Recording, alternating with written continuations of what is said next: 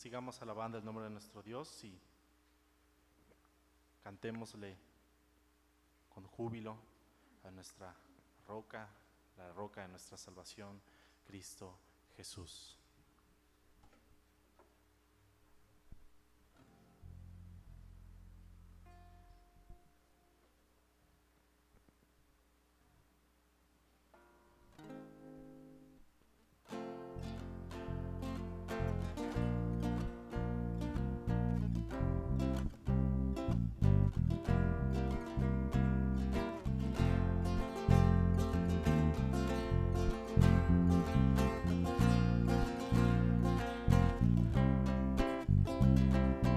Resplandor del Padre desde la eternidad,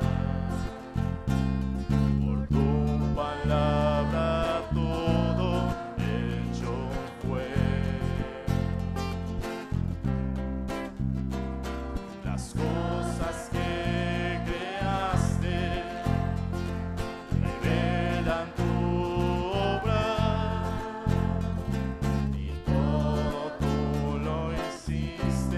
Para que podamos ver, glorioso eres Jesús, el mayor deleite,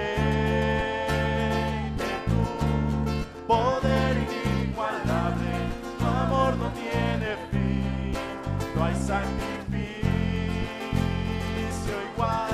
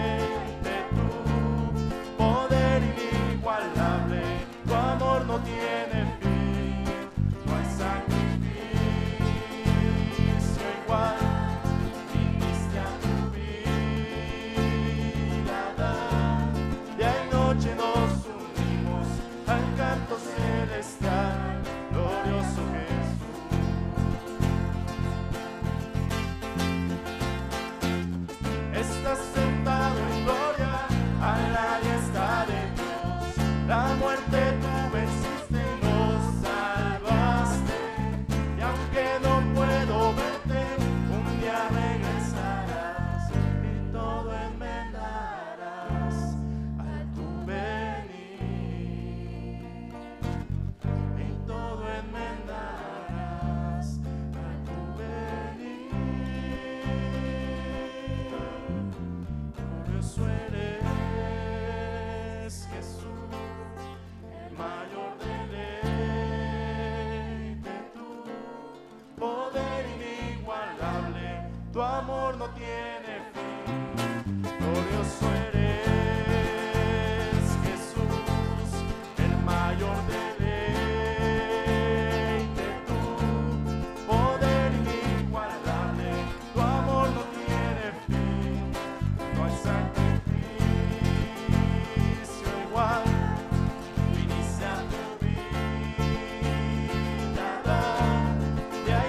Nos unimos al canto celestial, glorioso Jesús.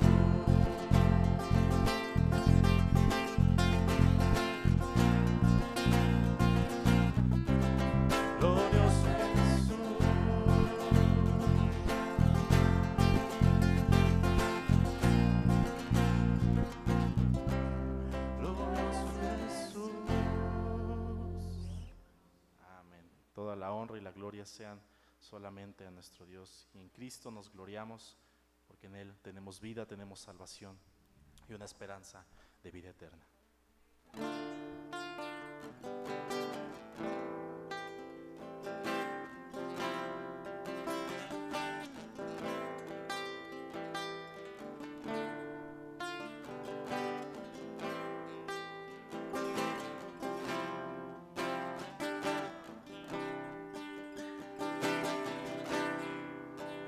Me glorío en Jesucristo, quien con su sangre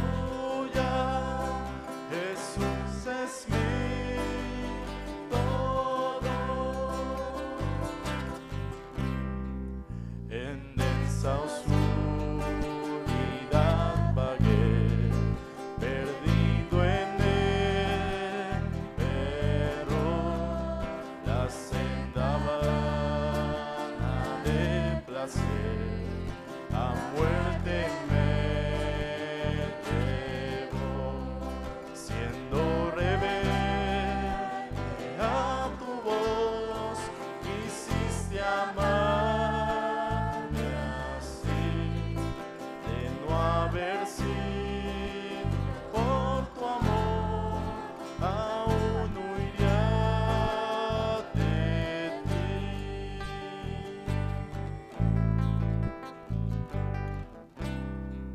En rumbo a mi perdición, indiferente aún, de mí tuviste compasión, me guiaste a la cruz y contemplé tu gran bondad, sufriste tú por mí, al morir en mi lugar, tu gracia recibí.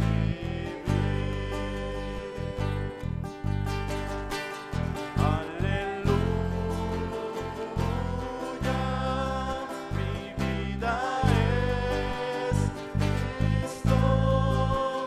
Aleluya, Jesús es mi todo.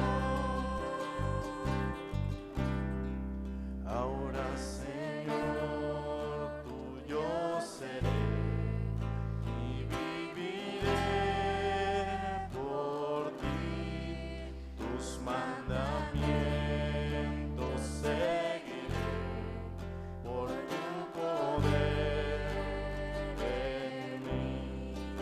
Usa mi vida, oh Señor, como lo quieras tú, y que sea siempre mi canción, mi gloria eres tú. Aleluya, mi vida es Cristo. Aleluya, Jesús es mi todo. Aleluya, mi vida es Cristo. Aleluya,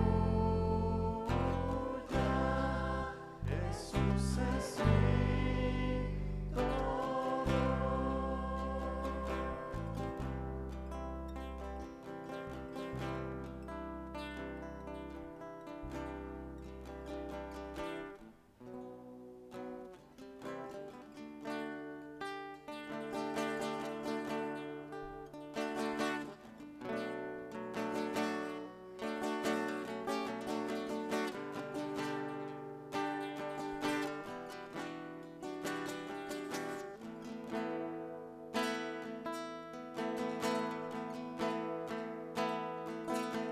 Hacemos hoy ante tu altar un compromiso de vivir en santidad. Hacemos hoy ante tu altar un pacto de hombres que te quieren agradar. Con manos limpias, corazón puro para ti,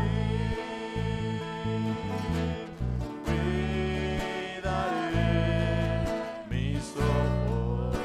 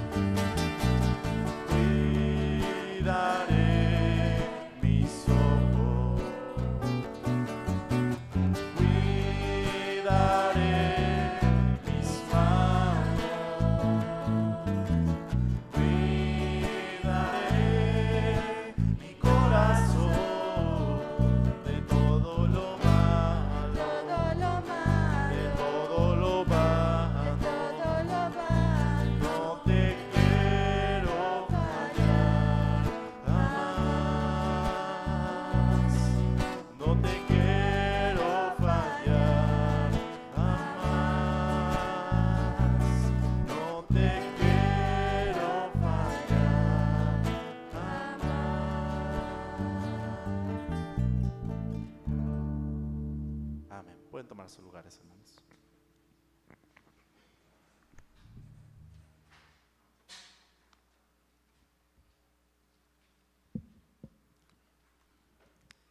Yo no sé ustedes, pero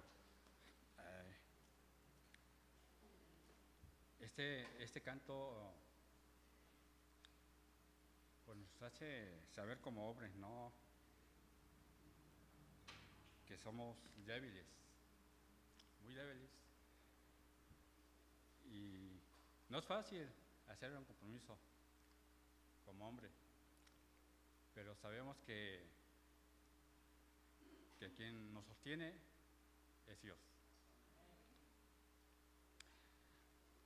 Vamos a seguir con nuestra lectura en 1 Corintios, hermanos, 14, capítulos 14. Vamos a seguir en el 16 hasta el 40.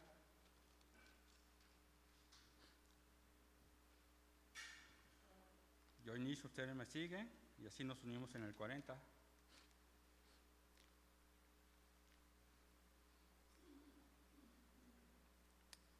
¿Ya lo tenemos, hermanos?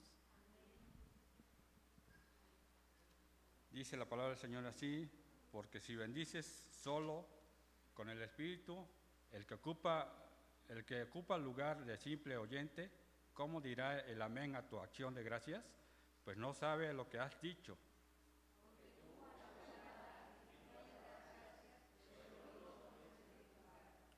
Doy gracias a Dios que hablo en lenguas más que todos vosotros.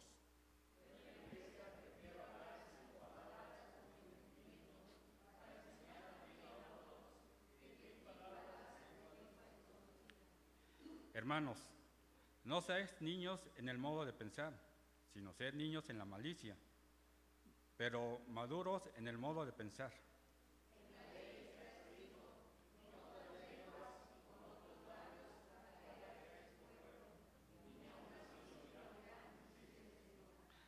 Así que las lenguas son por señal, no a los creyentes, sino a los incrédulos, pero la profecía no a los incrédulos, sino a los creyentes.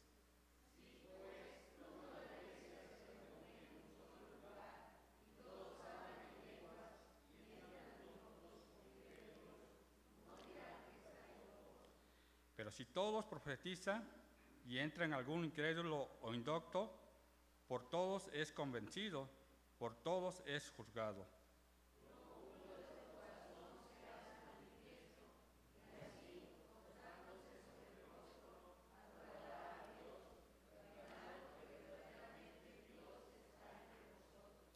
¿Qué hay, pues, hermanos?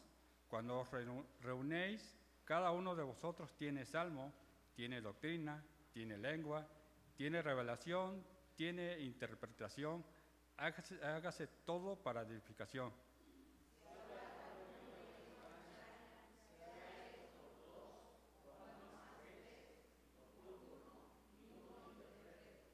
Y si no hay intérprete, calle en la iglesia y hable para sí mismo y para Dios.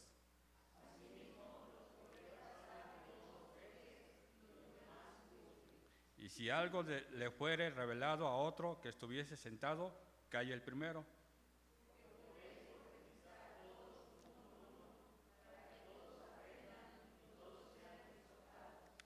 Y los espíritus de los profetas están sujetos a los profetas.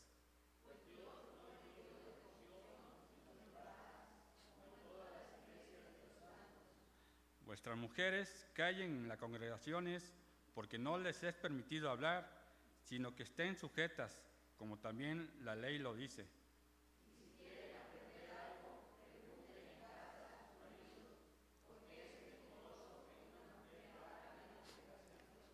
¿Acaso ha salido de vosotros la palabra de Dios, o solo a vosotros ha llegado?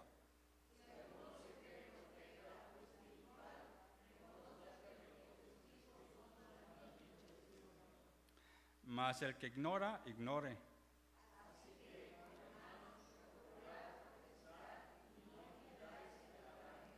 Todos juntos, pero hágase todo decentemente y con orden. Amén. Vamos a tener la predicación.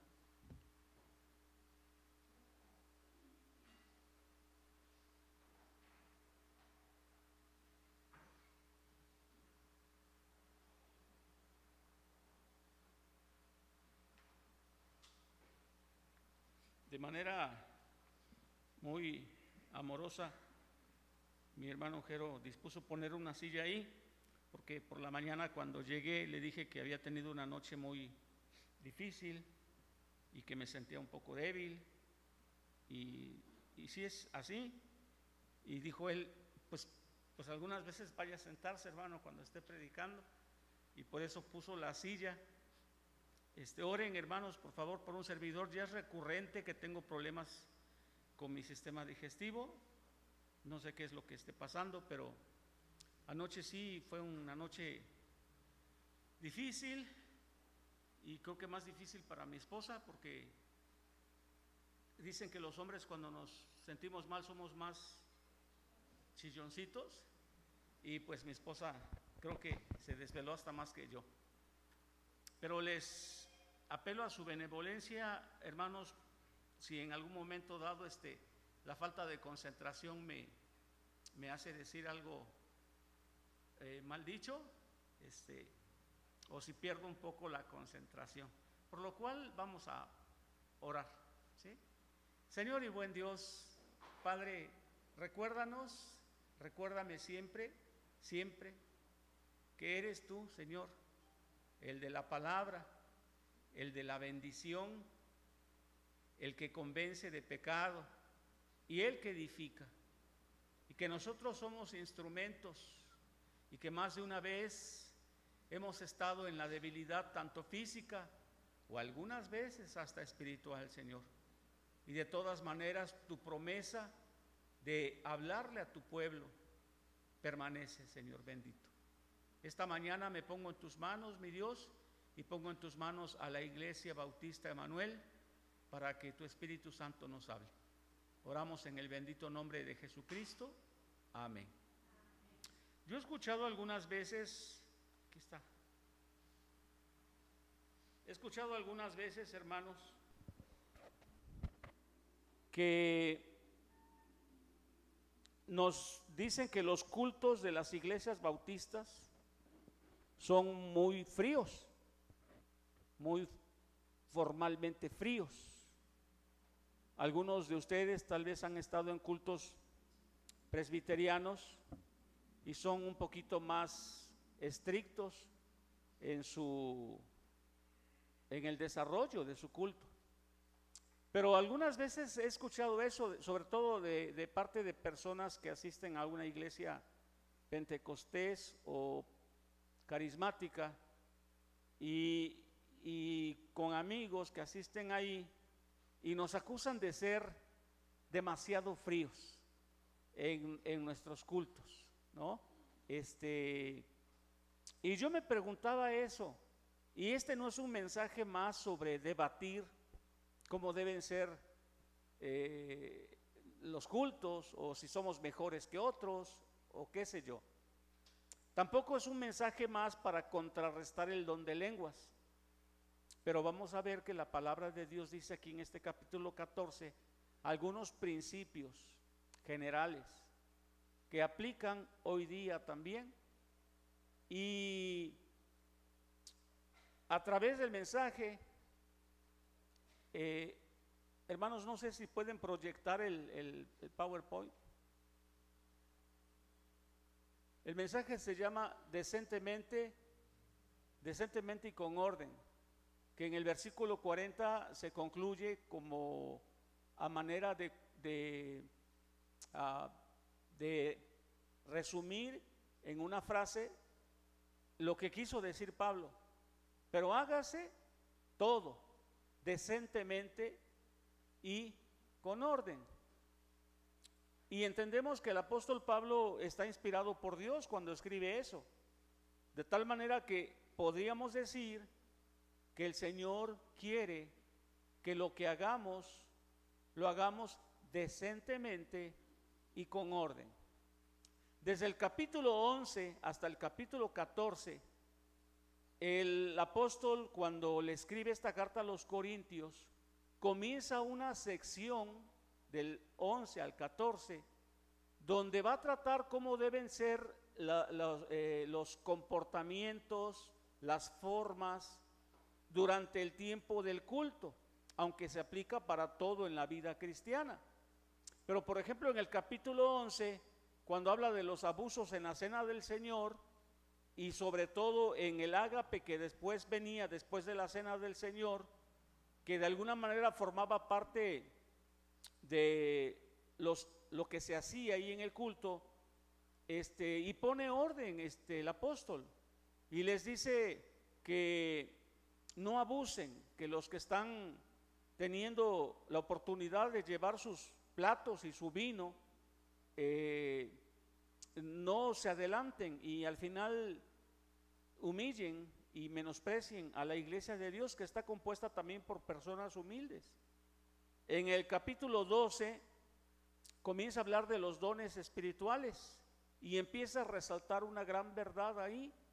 La gran verdad que Pablo maneja en el capítulo 12 es que los dones y los talentos que Dios nos dio son para edificación de los unos con los otros, y recalca eso a la hora de ejercer nuestros dones en el culto.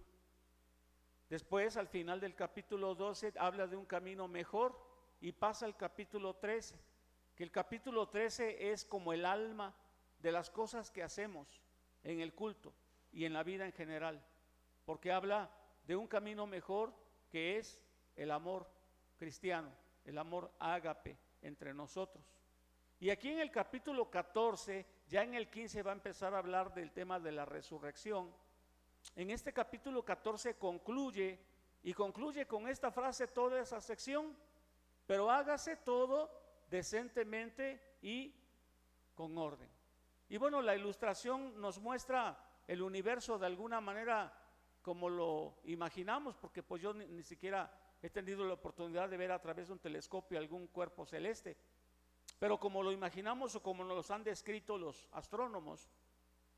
Y en realidad hay un orden ahí, hay una manera en la cual Dios ordenó el universo, que nos habla de un Dios de orden, un Dios, yo no podría decir que prefiere el orden, sino que por definición Dios es un Dios de orden. Ahora, mi concepto de orden puede variar, ¿no?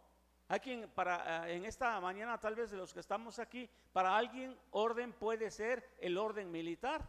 Bueno, no está el hermano Narciso, que tuvo cierta carrera, cierto tiempo en el ejército, pero en el ejército, ¿cómo es?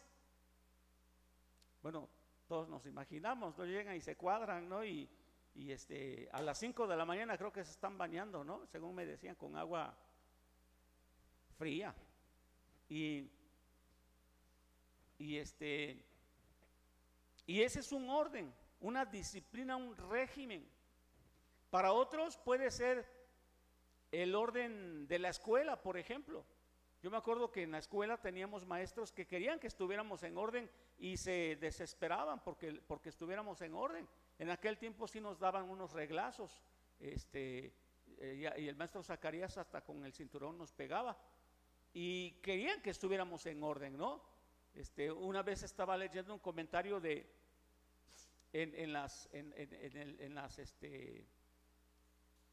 ya ven, les dije que se me va a ver la onda. En las sinagogas,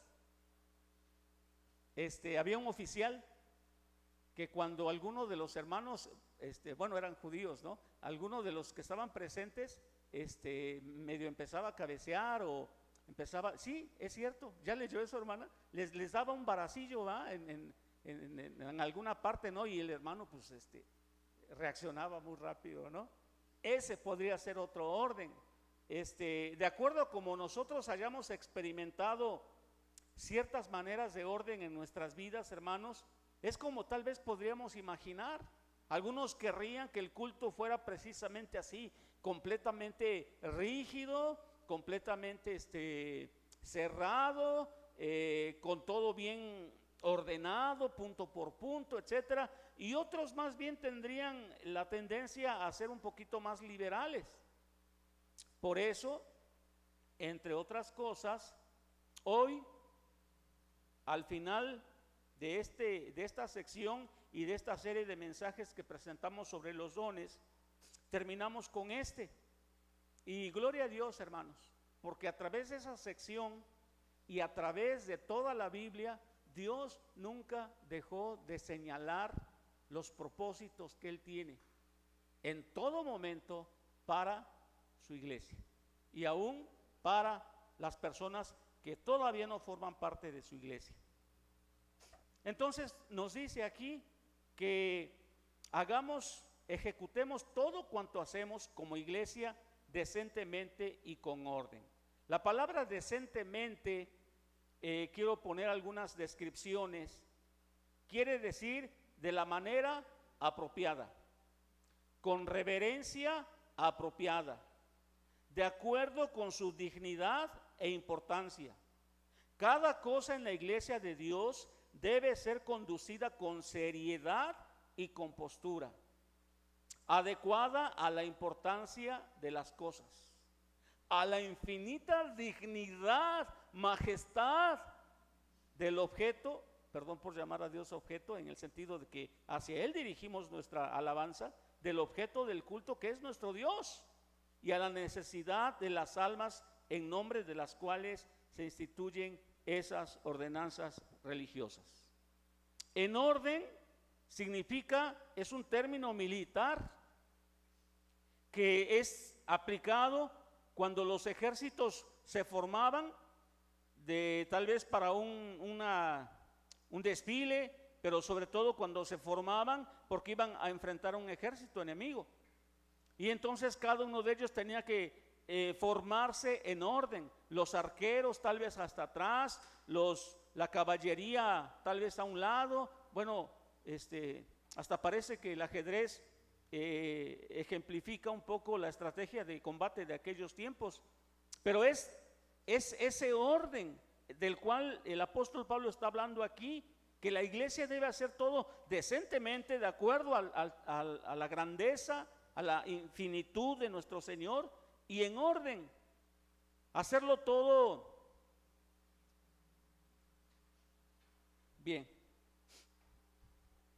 de manera apropiada, decorosamente, sin confusión, sin discordia, sin tumultos. El versículo 33 de aquí de la primera carta a los Corintios, capítulo 14, el versículo 33 refuerza esta enseñanza. Dice el versículo 33, pues Dios no es Dios de confusión, sino de paz. Y luego dice algo que es muy importante, porque algunos dirán, pues es que yo soy de tal denominación o de tal confesión y ahí hacemos las cosas distintas. No, si alguien o una iglesia se considera iglesia de Dios, iglesia de Jesucristo, Pablo dice, como en todas las iglesias de los santos. Todas las iglesias de los santos tienen que sujetarse a este principio de hacer las cosas decentemente y con orden. Por eso debemos preguntarnos, ¿cuál orden? ¿El militar? ¿El de la sinagoga judía? ¿El de la iglesia presbiteriana, que tienen mucho orden? ¿El orden de los carismáticos, si es que hay tal? Perdón, no puedo dejar de criticar. ¿El alegre? ¿Deben ser nuestros cultos alegres o aburridos? El orden aburrido. ¿El solemnemente religioso o el alegremente liberal? Por cierto, tengo aquí un apunte, hermanos, y ahí va, en el nombre de Cristo. La puntualidad es parte de la decencia. Si vamos a hacer todo decentemente y con orden, tenemos que empezar por ser puntuales. Cuando el único que a veces enfatiza que apaguemos o pongamos en modo silencioso o vibración nuestros celulares, cada que dirige el hermano César dice eso, ¿verdad? Pues eso tendría que ser parte de la decencia también, que nuestros teléfonos estén en silencio, porque no estamos ante cualquier persona, ni siquiera ante una personalidad política a la cual le debemos respeto. Estamos ante el Rey de Reyes y Señor de Señores. Entonces, mis hermanos, poner en modo silencioso el celular también es decencia. El tener reverencia aquí en el momento que estamos adorando a Dios y que por lo tanto este edificio se convierte en casa de Dios, necesitamos hacer las cosas con reverencia. La manera de vestir decorosa es parte de hacer las cosas con decencia. El trato respetuoso entre nosotros también es decencia. La prudencia y la moderación también es decencia. Y hay veces, hermanos, que también tenemos que recordar eso, que también significa hacer todo decentemente y con orden. Sin embargo, aquí en todo el capítulo 14, y no se asuste, no vamos a ir viendo versículo por versículo, que sería lo correcto. Vamos a ver solamente 3 cosas que Pablo dice claramente que hacen o que persigue o que significa hacer las cosas decentemente y con orden. Versículo número 2, y vamos al primer punto, por favor. 14:2. Dice el 2: porque el que habla en lenguas no habla a los hombres, sino a Dios, pues nadie le entiende, aunque por el Espíritu habla misterios.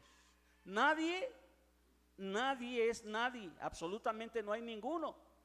Nadie le entiende, nadie. Y de paso, quiero decir qué es lo que yo entiendo aquí. Que cuando en Hechos 2 y otros pasajes posteriores se habla, bueno, en Hechos 2 se habla que en el día de Pentecostés vino el Espíritu Santo sobre los apóstoles y hablaron en lenguas. El contexto dice que, como quiera que se quiera interpretar esto, los que estaban escucharon en su propio idioma los misterios de Dios. Yo antes pensaba que fue cuando el apóstol Pedro predicó, pero no. Cuando ya termina esa manifestación del don de lenguas como señal de que el Espíritu Santo había venido sobre ellos, es cuando Pedro empieza a predicar, porque lo más seguro es que Pedro haya predicado en arameo o en griego, que era la lengua, por decir así, universal en aquel tiempo. Pero antes, cuando comenzaron a profetizar los presentes ahí, porque el Espíritu de Dios había venido sobre ellos, entonces había una multitud de personas que entendían tal vez el griego, o tal vez la mayoría eran judíos que habían venido a adorar a Dios en aquellos días que eran de fiestas nacionales. Pero cada uno, a lo mejor había algunos que ya habían perdido su lenguaje materno, y cada uno de ellos oía las maravillas de Dios en su propio idioma. Y se describe ahí una serie de etnias, de pueblos, partos, elamitas, etcétera, que escuchaban en su propia lengua los misterios y las maravillas de Dios. Y ahí empezamos con el don de lenguas, que era como una señal para que las personas vieran que Dios estaba manifestándose. Ningún extranjero de los que estaban congregados ahí en Hechos 2 podría negar que había algo sobrenatural ahí. Pero también, a partir de la confusión que tenían, porque no podían entender, empezaron a decir que estaban ebrios. Y dice Pedro, pues apenas son las 9 de la mañana, no puede ser que ya estén ebrios. Y empieza a predicarles la salvación. La Biblia dice que 3,000 personas aproximadamente vinieron a los pies de Jesucristo y creyeron en Él como Señor y Salvador.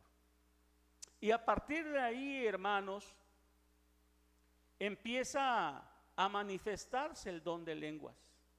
Pero era una herramienta, un don que mostraba, que autenticaba, no sé cómo se usa el verbo ahí, que los apóstoles estaban siendo usados por Dios y que el mensaje que ellos predicaban era verdadero.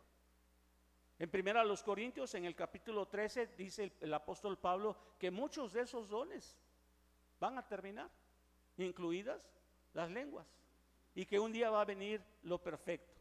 Algunos interpretan que lo perfecto es la palabra de Dios. Yo creo eso, que la Biblia no necesita más, que está completa y que es suficiente para revelarnos a Dios, y que ahora cuando un predicador comparte la palabra, lo que le da autenticidad, veracidad a ese predicador es que está fundamentada su enseñanza y su predicación en toda la palabra de Dios, porque toda la escritura es inspirada por Dios. Entonces, el primer componente de hacerlo todo decentemente y con orden es que se entienda lo que se está diciendo, que pueda ser entendible. Tal vez no nos impacte, no nos emocione, no nos produzca reacciones afectivas, tal vez podríamos hasta no creerlo,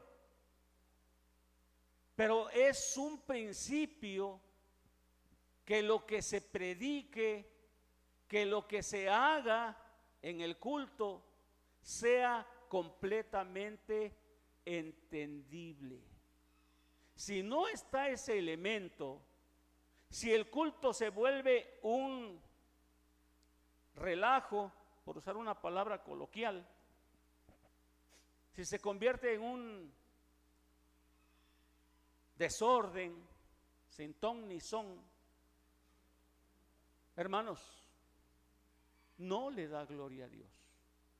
Y no estamos haciendo las cosas sujetos a la obediencia a Dios.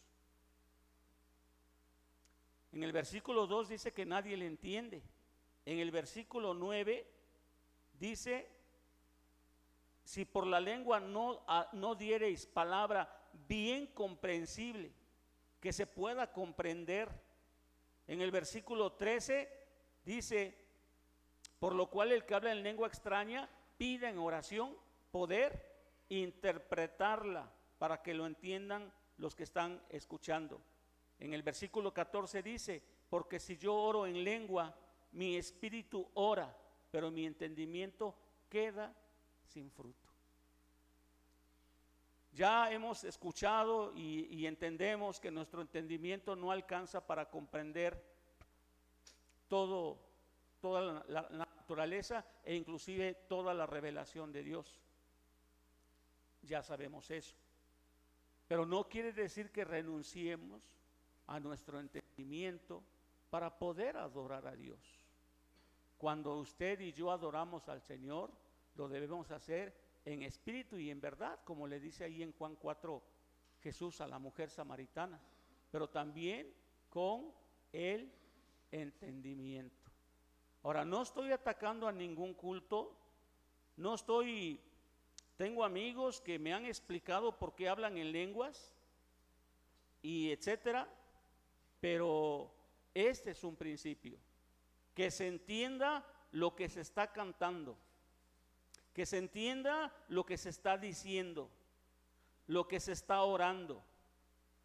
Digamos en la alabanza, a mí me gusta la batería mucho, quisiera que hubiera batería aquí y tiene su lugar, pero si una batería suena con mucha estridencia y se menoscaba la voz y el mensaje de lo que se está cantando, también se hace inentendible.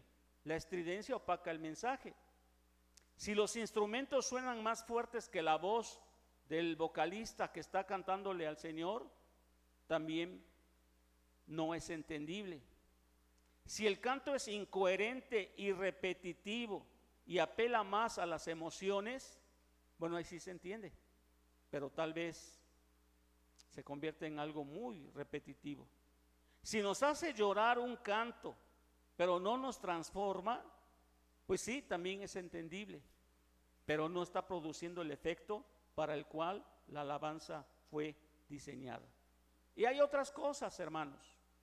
Cuando nuestro testimonio, y esto ya se va a la vida cristiana en general, cuando nuestro testimonio no es congruente con la enseñanza bíblica, también no es entendible. En mi experiencia, en mi trayectoria, he visto congregaciones que hacen muchas barbaridades y disparates, porque según ellos interpretan la Biblia de una u otra manera y según ellos se basan en la Biblia. La falta de integridad también es algo que confunde mucho a un mundo cansado de religiones inútiles, pero que no benefician a nadie ni transforman al que las profesa. Lo que quiero decir que si ustedes ahorita me ven predicando aquí y luego el lunes, el martes u otro día en la calle me ven profiriendo insultos o andando haciendo cosas incorrectas, también no es entendible, ¿no? Una gran interrogante se va a poner en usted cuando vea que este santo hombre de Dios es un hipócrita. Es más íntegro el borrachito que sale con una caguama de una cantina y te saluda, que un creyente que el domingo muestra santidad, pero el resto de la semana vive sin el temor de Dios. También es inentendible. Cuando predicamos los pastores mensajes más humanistas, en vez de confrontar al hombre con su pecado, también es inentendible. A veces uno se pregunta cómo se le puede hablar bonito a una persona a la que tenemos que confrontar con su pecado, como Jesús cuando lo hizo con la mujer samaritana. ¿Cómo la fue llevando? Pero le dijo: es cierto, has tenido muchos maridos, pero el de ahorita no es tu marido. Y se lo declaró, la confrontó. Hermanos, yo no hablo en lenguas. He estado en reuniones donde el apóstol Pablo, donde el apóstol, no Pablo, no es Pablo, donde el apóstol, porque así le llaman a sus supervisores regionales o con cierto grado de orgullo, tal vez, no lo sé, pero el apóstol que fue empezó a insistir al grupo de personas que estábamos ahí, yo estaba ahí, y obedecí hasta que nos dijo que nos pusiéramos en círculo y nos tomáramos de la mano. Y dije, bueno, pues vamos a ver qué pasa. Sinceramente lo digo, ¿no? Pero el hermano empezó como a querer convencernos con una psicología muy clara, sin ningún fundamento de la palabra, y empezó a decir que empezáramos a soltar nuestra lengua. Yo de por sí tengo la lengua muy suelta, pero en el sentido de que empezáramos a hacer biri, bara, bamba, no, esa es Celina, ¿no? Bueno, que empezáramos a hacer así. Y yo me salí del grupo, de la rueda, del círculo. Creo que Charito también se salió, no me acuerdo. Y pero no es así, hermanos. Soberanamente Dios le da a las personas los dones para que los usen para edificación de la iglesia. Eso es la gran verdad. Y si un don, en este caso el de lenguas, no se puede entender, la pregunta es: ¿cómo va a edificar? Y una pregunta más seria: ¿puede estar Dios detrás de estos fenómenos? La Biblia dice que no. Este versículo 33 dice: Dios no es un Dios de confusión, de caos.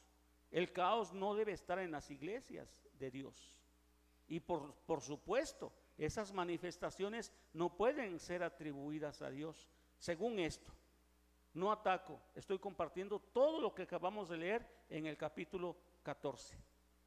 Dios no recibe gloria en estos caos y la confusión reina. Y Dios no es un Dios de confusión. Bueno, entonces, Hacer las cosas decentemente y con orden es, número uno, que se entiendan. Que si canto, cante con el espíritu, pero también con el entendimiento. Que si digo que soy cristiano y vengo a un culto dominical, pero el resto de la semana no vivo con ese temor de Dios en todas mis acciones, también no se entiende. Todo lo que hacemos debe hacerse decentemente y con orden, lo cual incluye que sea entendible.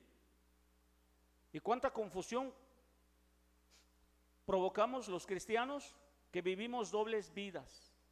Nos convertimos, en vez de un puente hacia Jesucristo, en el obstáculo más grande para que una persona venga a conocer a Jesús. Número 2, punto número 2. Bueno, hacer las cosas decentemente y con orden precisamente significa ser edificados, pero otras cosas también. Dice ahí en el versículo 3, 14:3, pero el que profetiza, y aquí profetiza lo vamos a entender como el que trae un mensaje de Dios, no tanto como el que vaticina el futuro, que en cierto momento, cuando predicamos sobre Samuel y predicamos sobre los profetas, vimos que Samuel se identifica como vidente, y antes a los profetas se les llamaba vidente. Estamos hablando del Antiguo Testamento, porque sí veían el futuro, sabían lo que iba a ocurrir. Dios, que es omnisciente, les daba a sus profetas esos flashazos de conocimiento, y ellos, cuando el ejército israelí iba a ir a la guerra, podían decir cómo les iba a ir, porque Dios se los mostraba.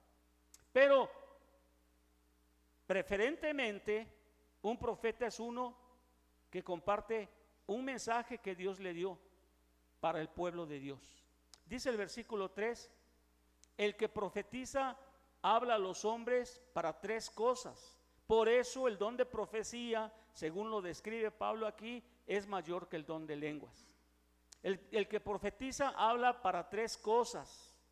Habla a los hombres para 3 cosas. Y esto es hacer las cosas decentemente y con orden en la iglesia de Dios. Número 1, edificación. Número 2, exhortación. Y número 3, consolación.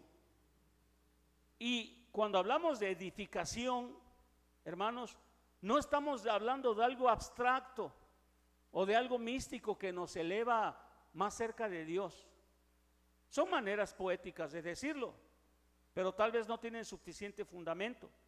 Cuando estamos hablando de edificar, estamos hablando de compartir un mensaje que incremente el conocimiento del evangelio y la capacidad de vivir la vida cristiana. Aún el mensaje más rígido, por decirlo así, que no usa tantas ilustraciones o alguna cosa como para ejemplificar e iluminar el mensaje, ese mensaje debe cumplir el que las personas sean edificadas, que incrementen su conocimiento del evangelio y que tengan más capacidad, más herramientas para vivir la vida cristiana. Fue el viernes con el hermano Diomedes en la reunión de varones.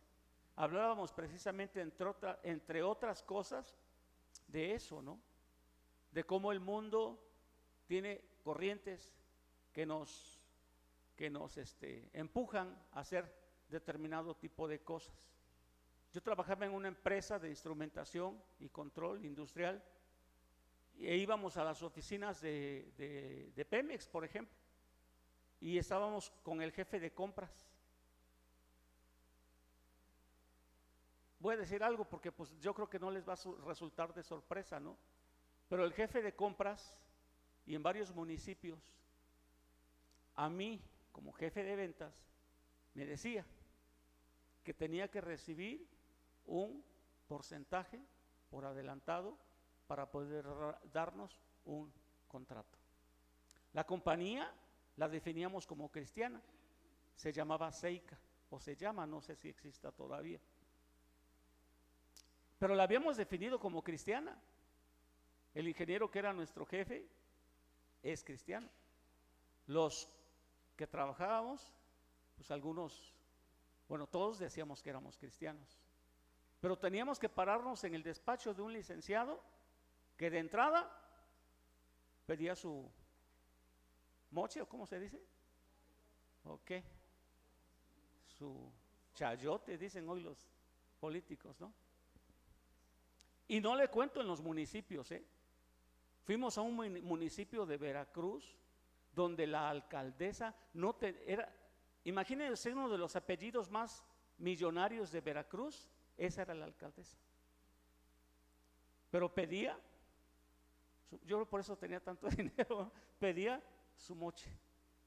No sé qué tanto de su fortuna, ni me interesa, la hizo con corrupción. ¿Qué hacíamos nosotros? ¿O qué hacía yo, hermanos? Porque a mí me presionaban que teníamos que vender. Y traes esa presión, ¿no? Y pues me daban comisión aparte.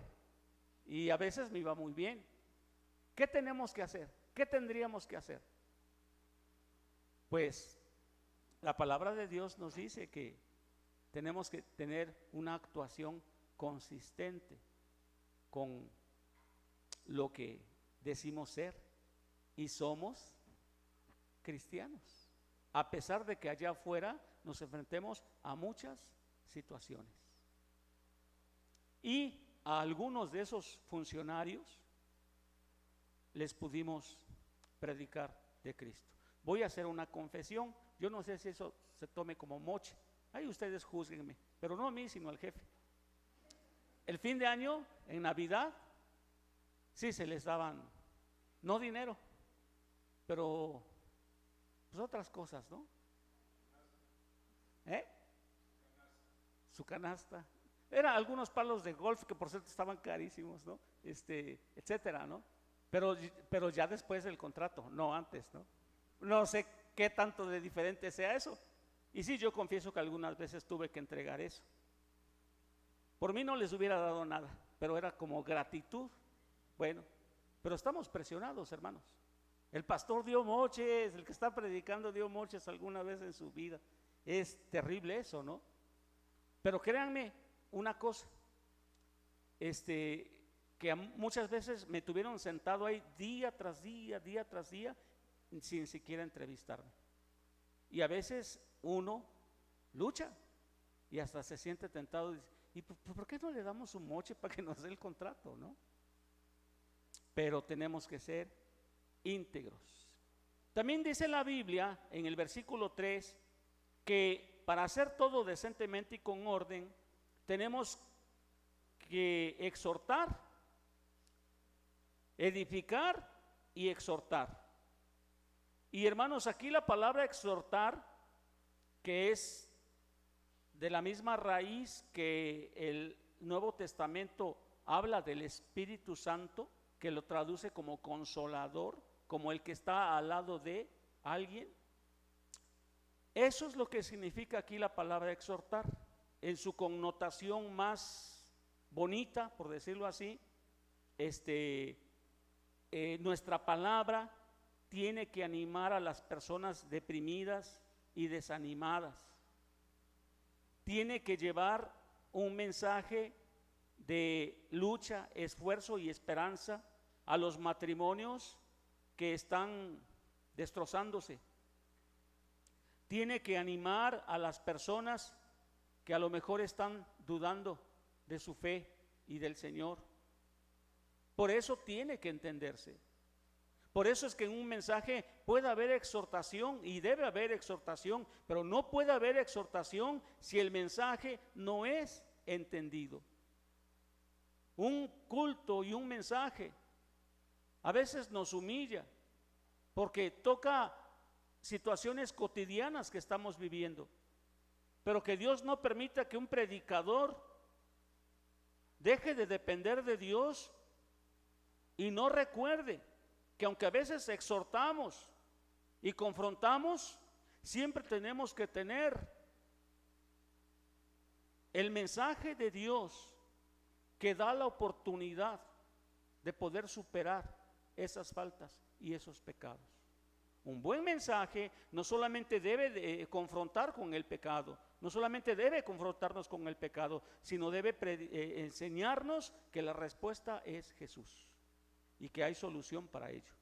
Y también consolación. Se busca que lo que hacemos sea entendible para que podamos tener consolación, podamos tener consuelo. A veces nos vemos muy sanos, hermanos, pero venimos con un montón de problemas. A veces los matrimonios nos vemos muy unidos, pero hay muchas cosas que están mal. A mí me ha tocado tal vez alguna vez llegar con mi esposa a un culto y no están las cosas tan bien. Y no me refiero solamente a que tengamos problemas, sino a conflictos. Algunas veces fui con mis hijos a un culto, con los tres, y teníamos distanciamiento con ellos. Y gloria a Dios, también me tocó en que varias de esas ocasiones el Señor puso en la boca del predicador, en el corazón del predicador, un mensaje que nos ayudó, porque Dios conoce todas las situaciones. Gloria en lugar de ceniza, óleo de gozo en lugar de luto, manto de alegría en lugar del espíritu angustiado. Isaías 61:3. Bueno, y como tercer punto, a lo mejor es un poco ya redundante, pero como tercer punto, el culto, está un poquito largo, el culto es para la gloria de Dios, para edificar a los creyentes y para salvar a los incrédulos. De hecho, creo que Romanos 12:1 y 2 resume la esencia de un culto personal, pero también puede ser como iglesia. El apóstol Pablo ruega que presentemos en un culto nuestro cuerpo en sacrificio vivo, santo, agradable a Dios, y dice claramente que es vuestro culto racional. No os conforméis a este siglo, repite, no os conforméis a este siglo, sino transformaos por medio de la renovación de ¿qué? Nuestro entendimiento, para que comprobéis cuál sea la buena voluntad de Dios, agradable y perfecta. A los inconversos, hermanos, y aquí el apóstol Pablo les llama incrédulos, indoctos. La palabra para indoctos es muy fuerte, no la menciono ahora, pero es una palabra muy fuerte. Debe recibir confrontación con su pecado, pero también la oportunidad de llegar a entregarle su vida a Cristo, quien perdona sus pecados. Los sonidos y las sílabas sin sentido no son de utilidad alguna. Dice el apóstol Pablo en el versículo 10: tantas clases de idiomas hay seguramente en el mundo, y ninguno de ellos carece de significado. Y es obvio que este versículo apunta claramente a que si hubiera un don de lenguas ahorita, y tal vez Silvia Lau, ¿dónde está Silvia Lau? Necesitara un mensaje para alguna necesidad, hermanos, yo tendría que estar hablando aquí en alemán, ¿no? Para que me entendiera. Ese sería el don de lenguas. Pero como ella ya habla español, y la otra vez dijo que ella es más mexicana que nosotros, pues hablamos en español. Pero esa era la idea, que aquí hubiéramos de diversas lugares que venimos y nuestra lengua es diferente, y que entonces yo no sé si hablaría 20 idiomas, a mí me parece imposible, ¿no? Al mismo tiempo. Pero en lo que yo hablara, usted lo entendiera en su propio idioma. Obviamente eso es por obra y poder del Espíritu Santo. Y como no hay eso, puede haberlo, Dios es soberano, pero estos son lenguajes reales. Entonces no es un balbuceo inentendible donde una persona se extasía Yo tengo amigos que dicen que esa forma es hablar con Dios y que cuando han hablado en lengua se sienten más espirituales. Y pues yo respeto su opinión, pero no dice eso aquí la Biblia. Pablo dice claramente que son idiomas que hay en el mundo y que si yo hablara ese don de lenguas, tendría que hablar en idiomas diversos, entendibles, o que usted lo entendería en su propio idioma, pero no hay esas condiciones. Por eso es que algunos piensan y enseñan que el don de lenguas, entre otros, ha quedado cesado, no se aplica más. En otras palabras, si alguien está hablando auténticamente en lenguas, la expresión contiene un mensaje y el mensaje debe ser traducido y entendido por los oyentes. Así que, mis hermanos, entendamos algunas cosas. Hacer las cosas decentemente y con orden no es solamente en el culto, no solamente es que sean entendibles, abarca todas las áreas de nuestras vidas. Que Dios no permita que seamos elementos de confusión para creyentes nuevos que nos sorprendan en una doble vida, o para personas allá afuera que están hartas. Yo confieso que también estaba harto de escuchar de religiones y me burlaba de las religiones porque sentía que ninguna era auténtica y no buscaba una religión. Pero nosotros somos agentes, hermanos, y Dios permita que no seamos agentes de confusión, sino de acercamiento de las personas a Dios. Recuerdo, tal vez no sea una buena ilustración, pero recuerdo que hace tiempo vi una película sobre un patriota escocés que existió realmente. William Wallace existió y su historia, o la película está basada en su historia. Y uno de los que tenía que apoyarlos en la guerra y que le dio su voto de confianza, era el único candidato a rey que existía en ese momento. Pero en plena batalla, cuando William Wallace fue derrotado, todavía llevaba algunas flechas en su cuerpo, entonces se acercó un caballero, desmontó y alzó su espada para rematar a William Wallace, pero William Wallace estaba fingiendo y en un giro violento le sorprendió al que lo iba a ejecutar y luego le quitó el casco de la armadura, y cuando le quitó el casco vio que era ese rey. Lo que yo más recuerdo de Mel Gibson ahí actuando es toda la cara de incertidumbre que puso ese hombre. A mí me hizo llorar esa película. Y mis hermanos, cuidado con eso. Imagínense que un día Dios nos desenmascare y vea la clase de bichos que somos, asquerosos, si no es que estamos viviendo de acuerdo a lo que Él nos dice. Y eso no se entiende. El mundo sigue esperando cristianos que sean iguales aquí, que seamos iguales aquí de santos y allá en la calle, y allá en el trabajo, o aún en oficinas donde nos piden moche, que seamos los mismos. Si usted en el trabajo es otra persona y se descara y hace lo que se le pega la gana, sígale, hermano, pero usted es un agente del diablo en ese momento. Si en nuestros hogares, en nuestras comunidades no estamos viviendo consistentemente la vida cristiana, mis hermanos, eso es inentendible para el mundo. La mejor manera de evangelismo es que vean nuestras vidas y de alguna manera quieran ser como nosotros somos. Vamos a orar. Amante Dios, gracias por tu palabra, gracias por los dones que nos diste, pero también gracias por el entendimiento donde podemos comprender lo que tú demandas en tu palabra de nuestras vidas. Aún aquellos que tenemos ministerios de liderazgo en la iglesia, Señor. Temblamos porque sabemos que nuestra capacidad es muy poca y reconocemos nuestra debilidad.